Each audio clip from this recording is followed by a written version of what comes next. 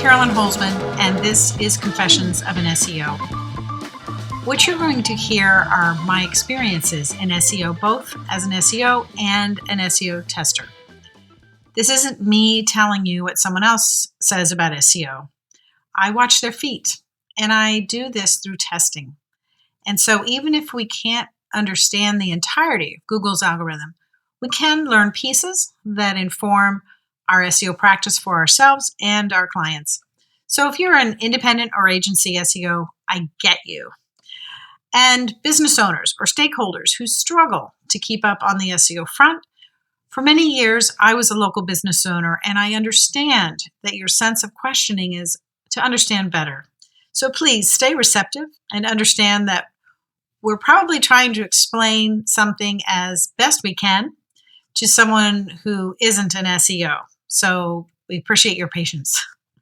Thank you to Confessions testing and research sponsor, the dental marketing guy, Justin Morgan. He owns and manages a marketing firm for dentists, and you'll find his link in the description. So let's get started. Welcome to Season 2, Episode 50. I don't know if any of you noticed, but I was gone last week, or I should say my voice was gone last week. And I know it had to happen at some point. It's the first time in almost 2 years that I've missed putting one of these together for the Friday. So I think I will probably leave a gap on the platform. And if I feel like I need to go back and fill in that space, I'll come back and I guess instead of it being like the Service Pro, like it never happened, it'll be like it happened. All right. So now we're down to the last 3 episodes for 2022. Yikes and wow and oh my God. 2023 might be the year of the t-shirt for Confessions. And also welcome to my third most annoying habit, more ideas than my time can hold. All right, so as far as today goes, I have 2 things that I want to touch on. One, the annual survey, painless and invaluable. And the other one is the latest news out of Google on search. Now, I finally got the survey put together in a form that should be super easy to do within 2 minutes or less. Now, the link is going to be in the description. It's one of those short links that I talk about. It's bit.ly link, bit.ly/ and then it's the initials for Confessions of an SEO. It's COAS-survey2. Isn't that simple? That's also going to be in the description. And you can find it on American Way Media's Facebook page. It is pinned at the top. When you spend hours each year talking to yourself by yourself in a room with a microphone, you have no idea as a listener how reaffirming your responses are to help me make things better for you, which in return makes things better for me. See, it's like that O. Henry Christmas story, Gift of the Magi. By the way, some of you know that I live in Austin, Texas.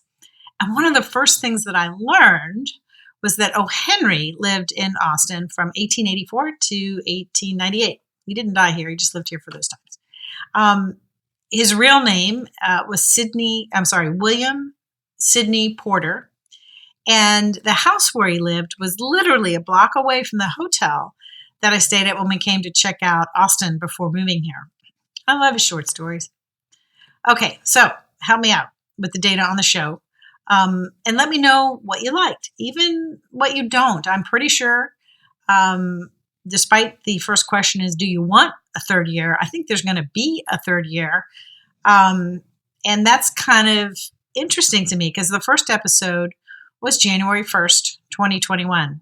It's called Why Do I Love SEO?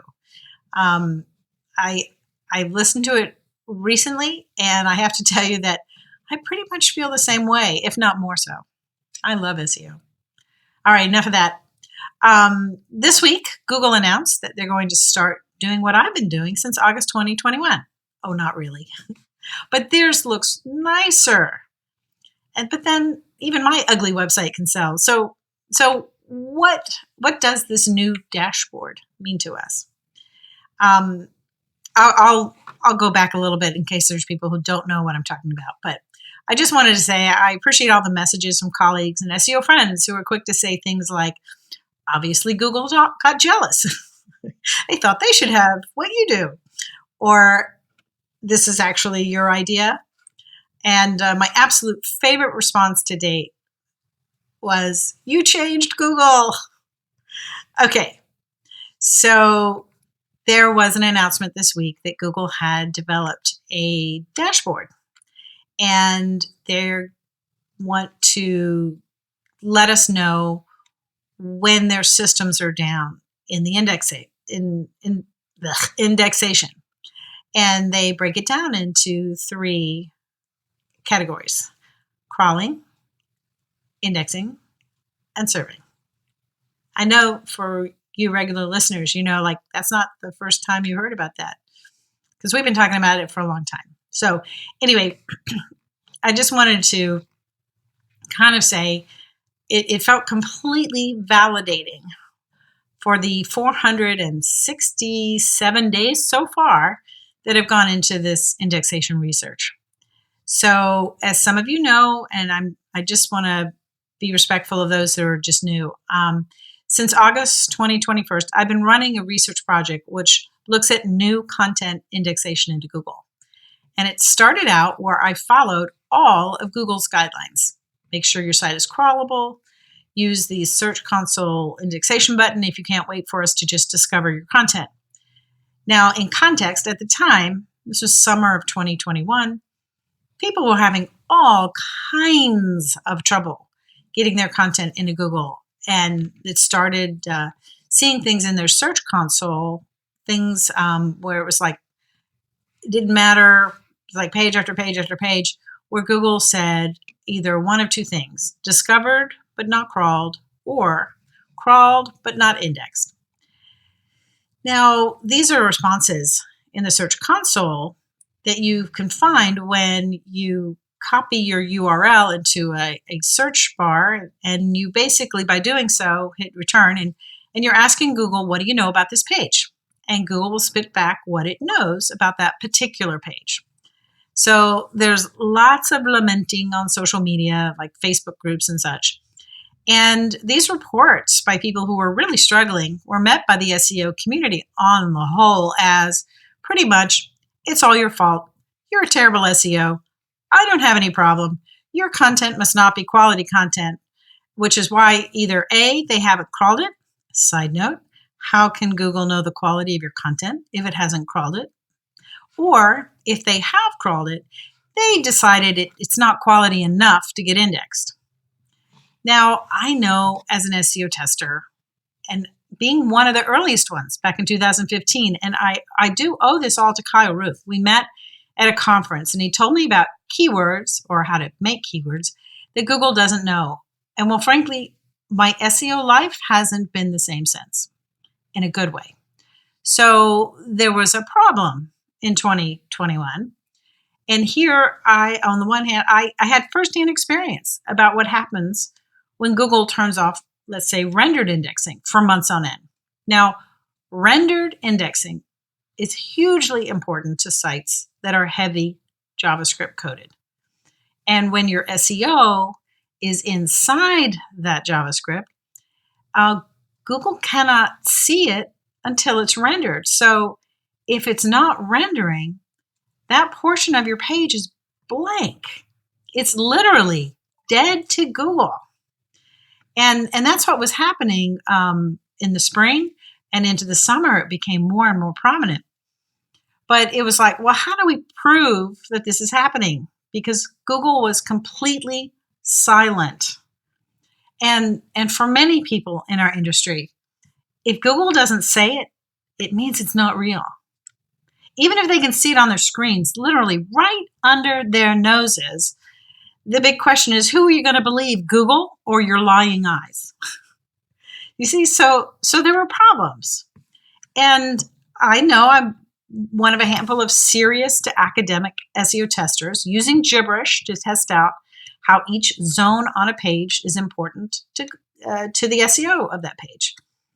And we are really, as SEOs, as content publishers or people doing any kind of business online, we are beholden to Google's ability and willingness to absorb our content, process it, and serve it up to people who are looking for what we're optimizing for. So on the one hand here, we had a huge problem. And on the other, I had like 6 years under my belt in SEO testing. Now, I know from firsthand experience, there is nothing with less sex appeal or SEO sex appeal than repeating the same damn test over and over and over, and do that for a couple more 100 times. Believe me, I get it. Other people come out with amazing, how to get your shit optimized to page 1. And I'm out there flying a kite in an SEO thunderstorm type of content. Hardly anything to compare. Okay, so started with the rules, made a minimal viable site with minimal viable content. I mean, we're talking exactly the opposite of quality content. Throw in a little persistence and intense curiosity, and after 100 days plus in less than 8% indexation rate. Okay, so now I changed to the exact opposite of the rules, say hello to the indexing API, made a second minimal viable site with pretty much the same kind of minimal quality content. 96 to 99% indexation rate. Now, all of this is documented and available to the public on AmericanWayMedia.com/index-detector. Or you can just Google Index Detector. So I'm kind of like still developing this list of what have we learned in the 1 year and 100 plus days. Well, first off, all our sites update in Search Console on the same day to the same cutoff day. There's a pattern to these updates when things are working well at Google. Indexing and serving, also known as being findable by these keywords, are not the same thing. Google updates the Chrome build on their crawling agents and simultaneously crawls mostly with 2 versions of their Chrome, at least until recently. Rollbacks, I think, are far more common than people believe they are or want to believe that they are. 2, or actually 6, what is this? Indexation is a mechanical process. Another one, sometimes Google does not take in new content, and it doesn't matter how you ask. It doesn't matter how great your quality of your content is. And again, remember, I'm talking about new content, not updated content that's previously been indexed. Google treats them differently. And then, of course, the 3 subsystems that make up the process of indexation. They can be observed in this research: the crawling, the indexing, and the serving.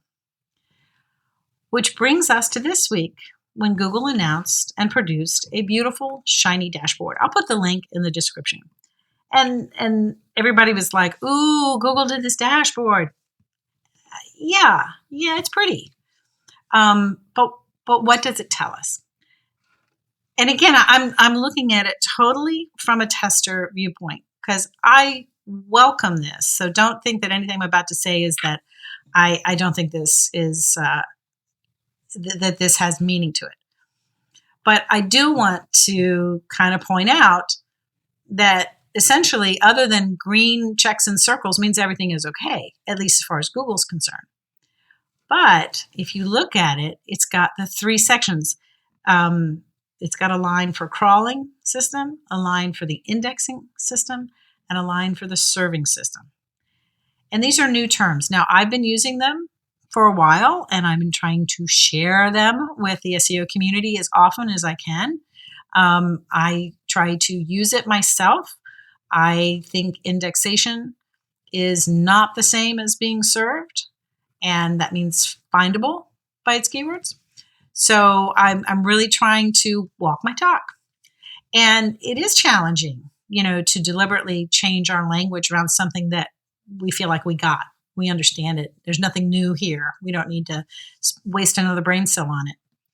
And So we use that one word to cover everything. And that is partially true, right? This is the whole indexing system.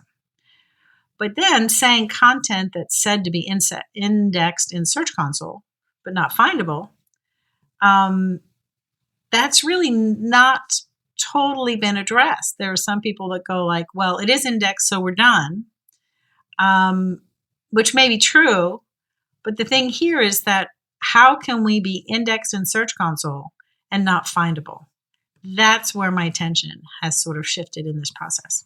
Now, I love that this dashboard visibly confirms these three systems are indeed separate systems. But what else does it say?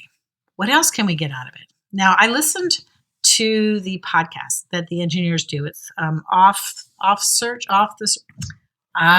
is it called? Search Off the Record. There we go. Sorry about that.